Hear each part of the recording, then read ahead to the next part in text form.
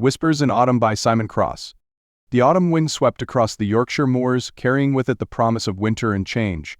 Lady Elizabeth Ashworth stood at her bedroom window, her delicate fingers pressed against the cool glass, as she watched the approaching rider in the distance.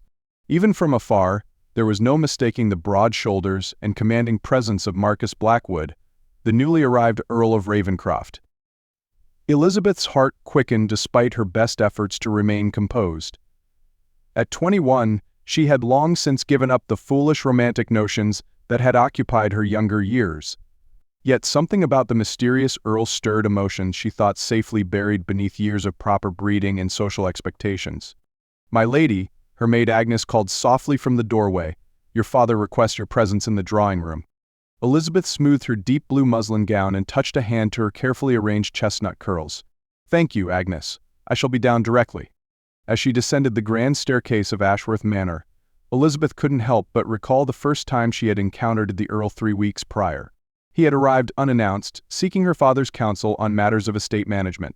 The war-hardened soldier who had inherited his title through an unexpected series of deaths had seemed out of place among the refined furnishings of their home, yet he carried himself with an undeniable air of authority. The drawing-room doors opened to reveal both her father and the Earl in deep discussion near the fireplace.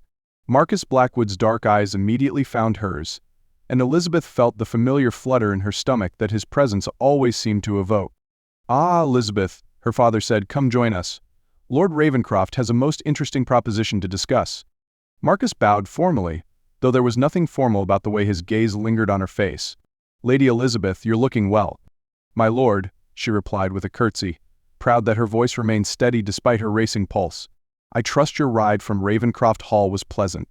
"The weather was kind enough," he answered, a hint of amusement playing at the corners of his mouth, "though I find the destination far more pleasant than the journey." Sir Thomas Ashworth cleared his throat. "Elizabeth, my dear, Lord Ravencroft has approached me with a rather unique suggestion regarding the management of our adjoining lands." Elizabeth took a seat on the settee, her curiosity piqued. The Ashworth and Ravencroft estates had shared borders for generations, though relations between the families had been strained in the past due to old grievances and misunderstandings. "As you may know," Marcus began, his deep voice carrying easily through the room, "both our estates have suffered losses in recent years due to poor harvests and the economic strain of the war. I believe we could both benefit from combining certain resources and implementing new farming techniques I observed during my time abroad." Elizabeth studied him carefully as he spoke. Despite his imposing physical presence, there was an intelligence in his eyes that belied the rumors of him being nothing more than a soldier thrust unwillingly into nobility. The way he detailed his plans showed both careful thought and genuine concern for the welfare of their tenants. "Your father has agreed to consider the proposal," Marcus continued, his eyes meeting hers once more, "but I find myself in need of someone with intimate knowledge of the local families and customs. Someone who understands the delicate nature of introducing change to those who have worked these lands for generations." "And you believe I might be of assistance in this matter?" Elizabeth asked, understanding dawning. "I've heard tell of your involvement in managing the estate's charitable works," he replied. "The tenants trust you, my lady. They would be more receptive to changes if they came with your support." Over the next hour, Elizabeth found herself drawn into a surprisingly stimulating discussion of agricultural improvements and social reforms. Marcus listened intently to her suggestions, treating her ideas with a respect few men had ever shown her. As weeks passed, their collaboration deepened. Elizabeth discovered that beneath the Earl's stern exterior lay a man of profound principles and unexpected gentleness. She observed the way he spoke to young stable boys with the same respect he showed to landed gentry, and how he never failed to remember the names of servants' children. Their work frequently required them to ride out together to survey the lands, always properly chaperoned by Elizabeth's companion, Mrs. Morrison. During these outings, Elizabeth found herself sharing thoughts she had never dared voice to another soul. Her dreams of making meaningful improvements in the lives of those dependent upon the estate, her secret passion for architecture and landscape design, even her fears about the changing world around them. One crisp morning in late October, they found themselves paused atop a hill overlooking both estates. The autumn colors painted the landscape in brilliant hues of gold and crimson, and a comfortable silence had fallen between them. "Sometimes," Marcus said quietly, "I wonder if I'm doing right by them all. The tenants, the servants, everyone who depends upon Ravencroft. I was never meant for this life, you see." My education was in warfare, not estate management. Elizabeth turned to study his profile, strong and troubled in the morning light. Perhaps that's precisely why you're suited for it, my lord. You understand the value of protecting those in your care, and you're not bound by the way things have always been done. He looked at her then, and something in his expression made her breath catch. You have a remarkable way of seeing straight to the heart of matters, Lady Elizabeth. I simply speak what I observe to be true, she replied softly. And what else do you observe? He asked, his voice low and intense. Before she could respond, Mrs. Morrison's discreet cough reminded them of her presence, and the moment passed. Yet something had shifted between them, like the first hint of spring beneath winter's frost. The weeks that followed brought increasing tension between them, filled with meaningful glances and conversations that seemed to carry double meanings. Elizabeth found herself both anticipating and dreading their meetings. Knowing each encounter only deepened her growing attachment to a man she could never be sure returned her feelings. Everything changed on the night of the Harvest Festival. The great hall at Ashworth Manor was filled with warmth and laughter as tenants and gentry alike celebrated the successful implementation of their joint farming ventures.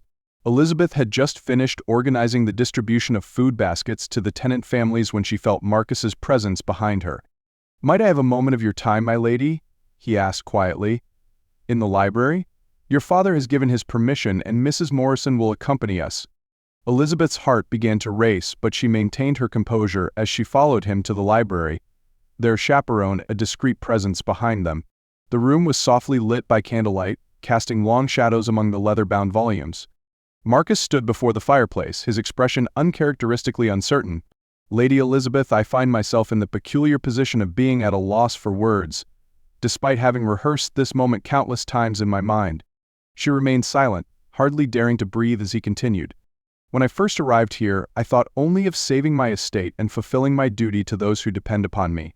I never expected to find someone who would challenge my thinking, support my efforts, and come to mean more to me than any title or land ever could." He took a step closer, his eyes never leaving hers. "You've shown me that true nobility lies not in birth or circumstance, but in how we treat those around us. Your kindness, your intelligence, your strength of character, they have bewitched me entirely." Elizabeth's hands trembled as she clasped them together. "My lord." "Marcus," he corrected gently. "Please, Elizabeth, I would hear my name from your lips, at least this once." "Marcus," she whispered, and the smile that transformed his face made her heart soar. "I know I am not what your family might have wished for you," he said. "I'm a soldier who became an earl through tragedy, rough-mannered and unschooled in the finer points of society.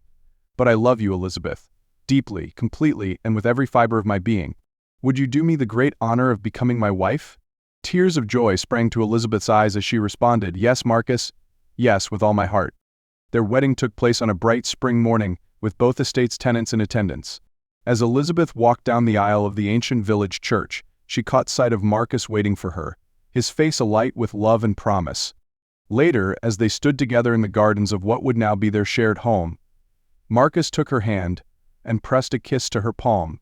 "Do you know what first made me fall in love with you?" he asked. Elizabeth shook her head, smiling up at him. "It was the way you spoke to old Mrs. Thompson about her grandchildren that first day we visited the tenants together. You showed such genuine care and attention, not the condescending charity some might show, but real understanding and respect. In that moment, I knew you were someone extraordinary." "And here I thought it was my brilliant suggestions about crops," she teased, though her heart was full of emotion. Marcus laughed, the sound rich and free. "That too, my love. That too." As the sun set over their united estates, Elizabeth reflected on the journey that had brought them to this moment. Their love had grown not from flash and drama, but from shared purpose, mutual respect, and the gradual discovery of each other's true nature. It was, she decided, the finest kind of romance, one built on something real and lasting. Together, they would face whatever challenges lay ahead, their love strengthening with each passing season, like the deep roots of the ancient oaks that dotted their lands. For in finding each other they had found not just love, but a partner with whom to share life's greatest adventure.